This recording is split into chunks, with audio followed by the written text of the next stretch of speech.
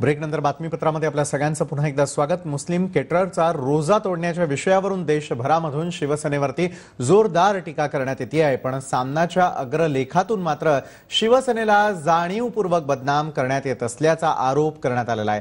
श्रद्धांचा विषय व्यक्तिगत आहे, पण त्याचा असा राजकीय बाजार करून शिवसेनेस बदनाम करण्याचा प्रयत्न होणार असेल तर मात्र गाठ आमच्याशी आहे असा थेट इशाराच सामनाच्या अग्रलेखातून देण्यात आलेला आहे।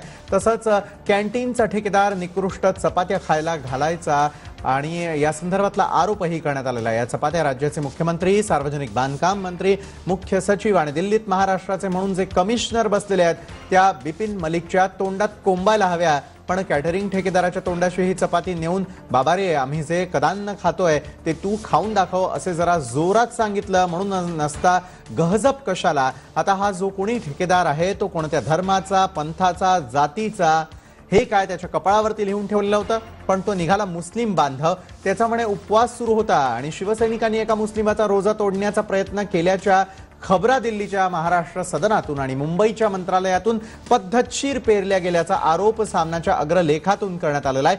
तसंच बेंगळुरू इथल्या मुस्लिम शिक्षकांना रमजानच्या महिन्यामध्ये बलात्कार केल्याच्या घटनेवरती आरडाओरड करणारे भंपक लोक का गप्प आहेत असा प्रकारही यावेळेला जो आहे तो करण्यात आलेला आहे।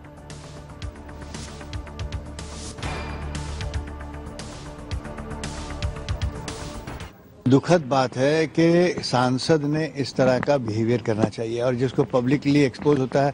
मुझे ज़्यादा परेशानी इसलिए हो रही है कि मैं खुद महाराष्ट्र का एक सांसद हूँ राज्यसभा का।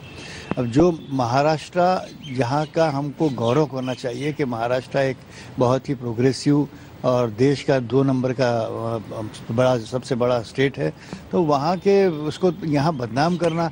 महाराष्ट्र ने आपको दिल्ली में भेजा, महाराष्ट्र के लोगों ने, महाराष्ट्र के प्यार ने आपको इतना बड़ा बनाकर दिल्ली बनाया। आप यहाँ आकर आप महाराष्ट्र के खिलाफ इसलिए कर रहे हो कि सरकार कांग्रेस एनसीपी की है। दिल्लीच्या महाराष्ट्र सदना